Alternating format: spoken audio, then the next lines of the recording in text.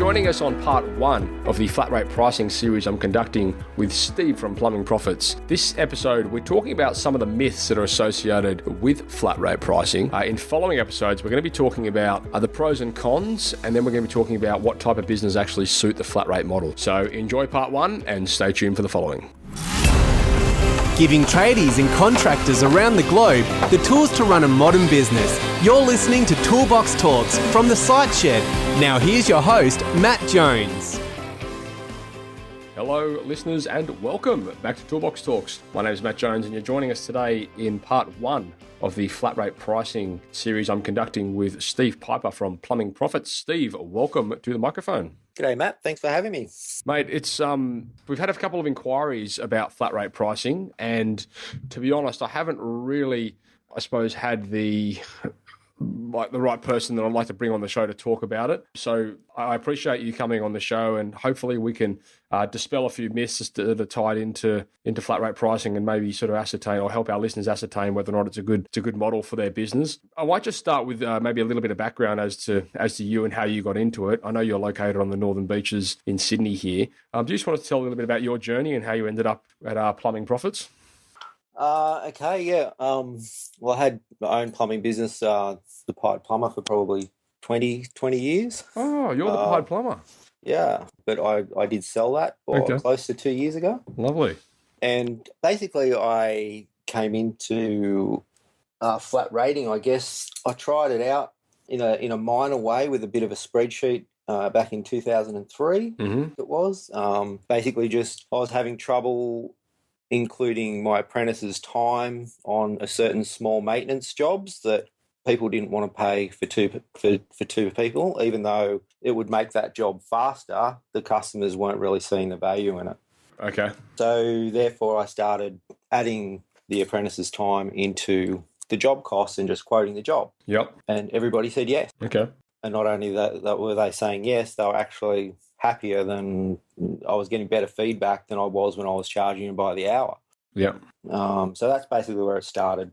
And then in 2005, I ended up buying a set of books. And after that, a few years after that, I ended up customizing and making my own books to suit that were easier to use and that I found that were better suited to my business. Yeah, nice. So we've broken this series down into 3 episodes. We typically follow that format just so we can deliver a single message per episode. The first episode, we're going to talk about the flat rate pricing myths. In the second episode, we're going to be talking about the pros and cons of flat rate pricing. And then in the third episode, we're going to be talking about what type of business actually suits flat rate pricing. So, a lot of the listeners out there, especially the ones that have been emailing in asking for me to do a series on this, have been trying to figure out whether flat rate pricing is suitable for them. And I suppose, the reality is there are a lot of misconceptions out there. So I'm looking forward to, getting to the bottom of that and getting the truth out there. Yeah. Happy to help. All right, cool. Well, let's dive into the first episode. So, the flat rate pricing myths, I suppose really, I've had mixed experience with flat rate in the past, and I know a lot of the listeners out there have. There's probably a lot of listeners out there that have been thinking, oh, great, this is going to go one or two ways. So, yep. I've had good and bad experiences with it. I find very often the bad experiences come as a result of people taking advantage of an opportunity. But why don't we scale it back a little bit? What really is the difference between, let's say, flat rate pricing model and quoting or bidding? The only real thing that's really different, I think, is that instead of quoting the jobs that you're asked to quote, which tend to be the larger jobs that the customer wants to quote on before you start, is we quote all jobs. Okay. Yeah, using a system, so it's a predictable quoting system. So we're not having one plumber charge one price for a job and another plumber doing a similar job at a way different price. Okay. And so why would I consider flat rate pricing? If I've been out there doing charge for years and years, why would I all of a sudden, want to consider changing that model to flat rate? To start with, really, I think it's about being, the longer you're in your job, you do get faster at it. You diagnose problems faster, you get them done faster, especially the more organised you get. And on a do and charge system, you're actually penalising yourself. The faster you get, the less money you're actually charging per task, and therefore you're going to need more tasks during the day to make the same money you used to make. Gotcha. That's one of the main reasons. Yeah, it's That's interesting, actually. I never really thought of it like that, of course, because, yeah, I mean, as you get better and better at what you do, I suppose the idea is to do it quicker, right? Yeah, absolutely. And so you've got, maybe some new plumbers move into the market that, they've just got their license and they're not quite as organised. They know what they're doing, but they may not be as fast as a guy who's been doing it for 10 or 20 years. Yeah. And so it's quite possible they're making more money out of the same hourly rate as the more experienced guy. Yeah, okay. I suppose that raises another question, is the customer really in a better situation with flat rate pricing? Well, when you go to a job, you get called in for the problem. After you've normally looked at it, diagnosed it, normally the first question they ask is, okay, well, that's what I need to do. How much is that going to cost? Mm-hmm. So you can either stand there and go, oh, well, I've been here for this long, and plus I'm going to be, here for another length of time, and I charge X dollars an hour plus parts, plus tax, plus materials, or you can just quote it. Yep. Out of the book, so they know straight away, and there's no mystery to what that end product's going to cost. So when we're talking flat rate pricing, I mean, say for example, can you flat rate price something like a block drain? I didn't. I know some companies that do. I found the block drains were a bit unpredictable. Right. So I preferred to do those by a time base. Yep. Other than only the clearing side of it, though, if there needed to be any repairs or whatever, that was always quoted. So I suppose if you there are certain things or certain tasks that would not be applicable to the flat rate model, or if they are, they would need some sort of terms and conditions around them. Yeah, they would. That was the only one I really found. Yeah. Everything else can be broken down. I think a lot of the thing is people think they need to give an exact quote for the whole thing, everything that could possibly go wrong, and that's not necessarily the case. Like, you're pretty much breaking maybe a big job, a larger job down into individual tasks, and that's how you build the quote.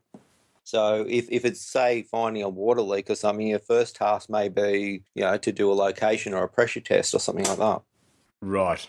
Okay, I get you. So would you be then, is the idea to then present the customer with a series of tasks that you need to do? So locate it, pressure test the line, chop the wall to find the pipe, replace the pipe. Is that what we're talking about here? Like a whole bunch of different tasks? Yeah, well, as we know in plumbing repairs, sometimes what starts off to be one way can deviate and turn into a different type of job. So by quoting each task, the customer is always in control. They always know how much money they're spending, that they have to spend before they agree to it.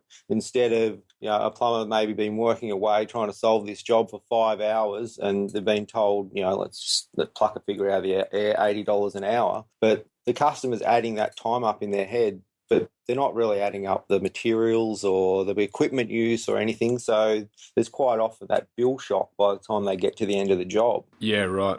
Okay, so is that how it works with flat rates? So basically, you would show up to a job. Well, okay, let's go right back to the initial call. So say somebody calls you and they say, Steve, I've got a flat rate. I've got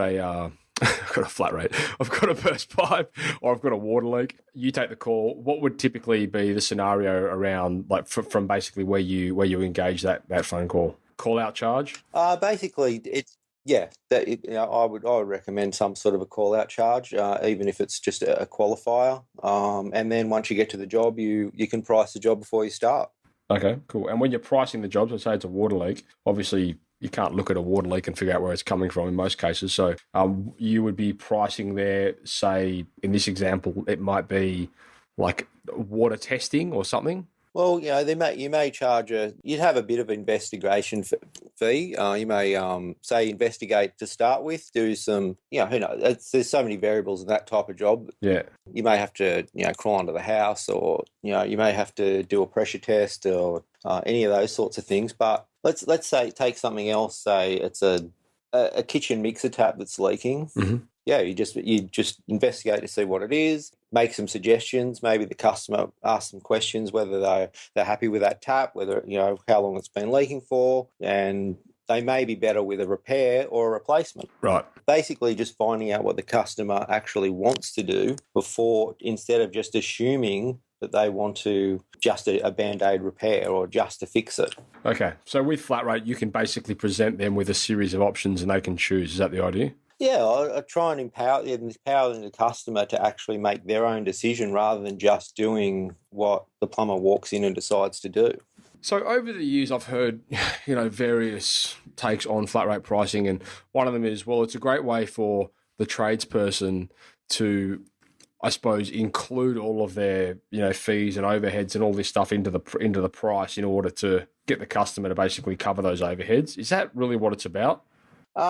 In some ways, yes, but generally that's supposed to be covered in your hourly rate.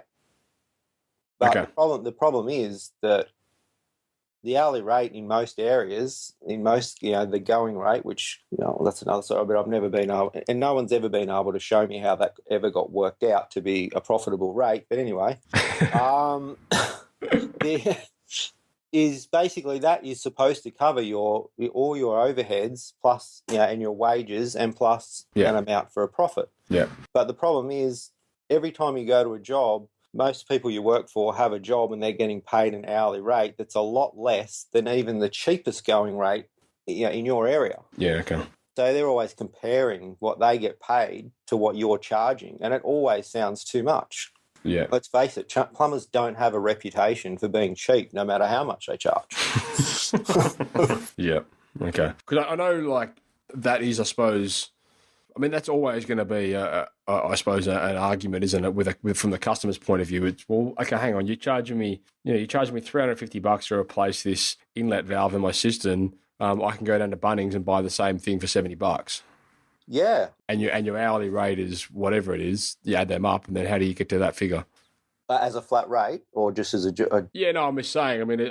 That was my experience with some customers. They would, if they went and did all the maths and figured it out, they couldn't understand how you get to that figure with flat rate.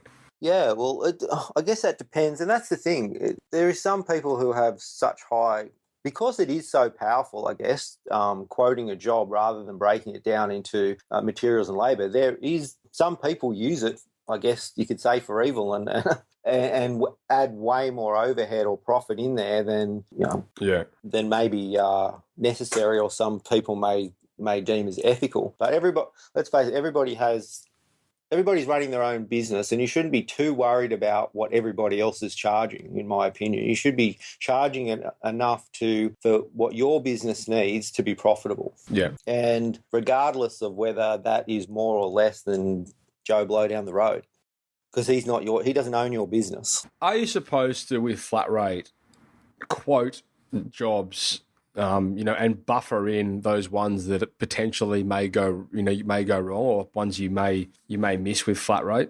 Like, for example, you might have within your flat rate pricing, you might allow an hour and a half to repair 2 or 3 or 3 sets of taps in a house, replace washers or whatever. Say, for example, one blows out and you end up spending 6 hours there. Is it designed to buffer in those scenarios? Look, I don't know. I guess to a certain extent, but generally the hourly rate allowed in your task would be more than what you're currently charging by the hour, yeah. Yeah. Not necessarily just to allow for a buffer, but just because most hourly rates aren't actually high enough. But in general, most tasks are basically set up. Yeah. Obviously, I can't speak for all businesses, because businesses are in charge of putting whatever prices they want into their own book. Yeah. But generally, it's set up for the time it would take the average plumber to do that task. Yeah. Okay, in a reasonable time, and that's how you do it. And you may lose occasionally. That's quoting, I guess. Yeah. Okay. How do you train your technicians with flat rate pricing? Because I've been in scenarios where it's sort of opened up opportunities or windows of opportunities where technicians can take advantage in the space of, cross-selling and upselling. And not that's always a bad thing, but it can be a bad thing. Yeah, if it's something that's, if you're trying to talk the customer into doing something that really doesn't need to be done, or you're trying to pressure the customer into doing something by saying, well, if you don't replace this drain right now, you're not going to be able to use your toilet, blah, blah, blah, and it's going to be the end of the world, then that's not a good thing. But if you're going to let's say, using the tap example, if that tap, quite old, and yes, it's leaking, but it's all scratched, and it's it's just seen better days. It's a bit stiff to turn. Then are you really doing your customer any favors by just fixing it? Or without at least offering, hey, I can fix it, which might only give you, I don't know, a 3-month warranty, or I can replace it for this tap for only X dollars more, and you'll get a 5-year or 7-year warranty. Yeah, yeah. I suppose what I'm trying to ask you about is, the scenarios where you're incentivizing your technicians to potentially sell or cross-sell using the flat rate model. And so they might be in a scenario where, they go to do a tap washer and then, they end up trying to sell the customer a hot water heater or something. As an example, I don't know. Yeah, okay. There must be strict, in your experience with training technicians, obviously there's right and wrong ways to go about doing it. Well, especially within, different markets. I know a lot of the American markets. I've been in a lot of these American training programs over the years, and they do have a different way of selling. I feel like the Australian market is a little more, I suppose, dubious towards that kind of approach. Yeah. Yeah, I guess either way, like whether you're charging by the hour or by the job, you could, if you're not ethical, you can try and talk the customers into doing things that they don't need to do. I don't think it's the way it's charged, but yeah, you do have to. In some ways, it's easier to keep tabs on it, because if they're not pricing the jobs out of the book, then you've got a problem. Yeah, and I'd be lying if I said I didn't have problems with the occasional technician who thought it would be good to charge for things that I didn't think was ethical. So, I would send their money back. Yeah.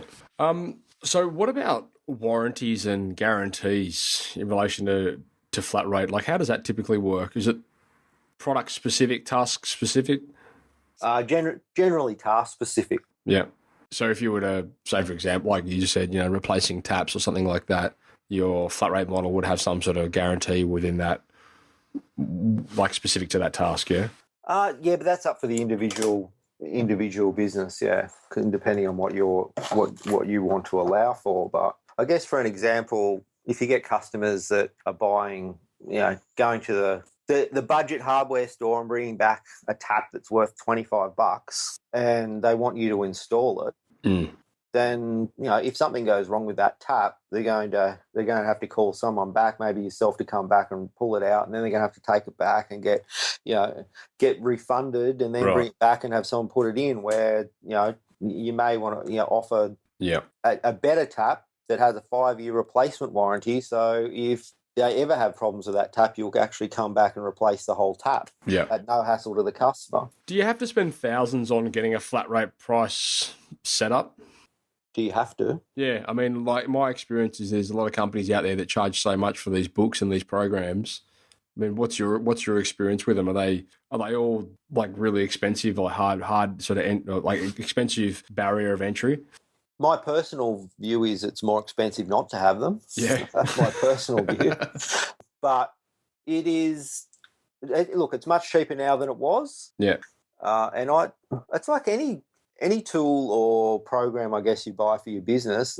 It's how much time are you saving and how much money is it going to make you? Yeah, exactly. That's really what it comes down to. And it's another way of systemizing your business. You've got descriptions for the jobs you're going to do, so you're not having your plumber ripped out hottie, because it was stuffed. For our American listeners, that means hot water heater. But, I'm sure we've all seen these sorts of job cards or whatever written at some stage, and I'm sure I did them myself in the early days. But, yeah, it's that.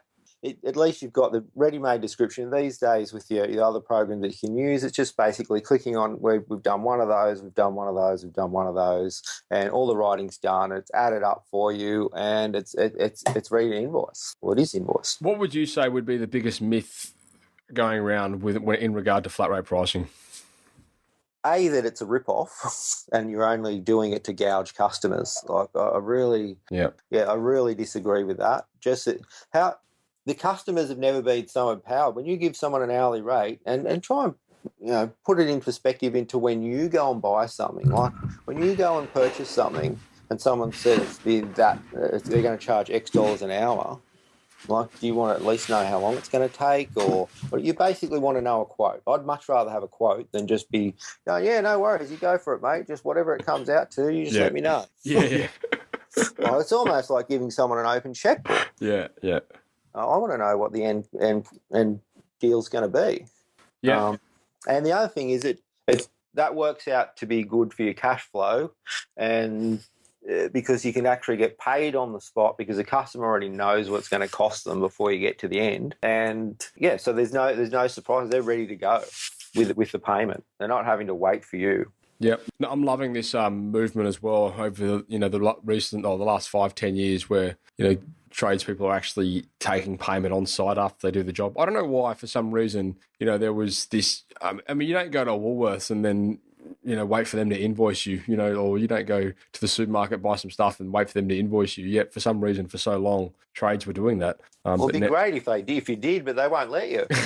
But yeah, you're right, and it's the amount of energy and time and, I suppose, indirect costs that's associated with chasing up, bills and leads and outstanding invoices and all this kind of stuff is basically null and void now with a lot of these, modern day payment gateways, which I'm guessing tie into, systems similar to the one or exactly like the one you guys implement. Yeah, exactly. And to be honest, it's never been easier to collect payment. Yeah. No, never. But and you're right. The amount of hours it takes chasing up invoices, and that's another good point actually. The value of your service fast diminishes after the job is completed. Yeah. So you get there, they don't care about price, and they got poo running everywhere. Just whatever, just solve it, get it done. But then, sometimes afterwards, and I've had problems on after hours calls especially, and then you after you finish, they go, oh well, how do you justify this? It's like they didn't care 5 minutes ago or an hour ago, and now all of a sudden it's a big deal. Yeah. So we like to get, especially when you're waiting to the end to invoice them. So. No worries. No, it's good, mate. Well, look, I think we're pretty much at the end of this episode. I just really wanted to, I suppose, dispel some of those myths and get your take on it from someone that's, worked in both sides of it. So thanks for that. Is there anything you want to add? Yeah, just one thing with the, why you would do it, or we're getting into the pros and cons of flat rate pricing in the next episode. So okay, yeah, I'll just leave it there then. Yeah, all right, sweet as. All right, well, thanks for that, mate. Listeners, we'll come back in the following episode and we're going to talk about the pros and cons. So stay tuned for that one. Okay, thanks. See you then. Thank you for listening to another episode of Toolbox Talks. If you're liking what you hear, then you can head across to the siteshed.com where you can join our community by signing up to our Toolbox Talks. You'll get sent a weekly notification, which is basically a highlight of everything that we've spoken about during that week, along with any other industry news that may be relevant or specific to the trades. If you're enjoying the show, you can head across to iTunes, Stitcher, or SoundCloud, where you can leave us a review. That would be fantastic, and all the reviews get read out in the show. Likewise, if you have any friends or colleagues that you think would benefit from the show and the episodes that we create, then please go ahead and share it with them.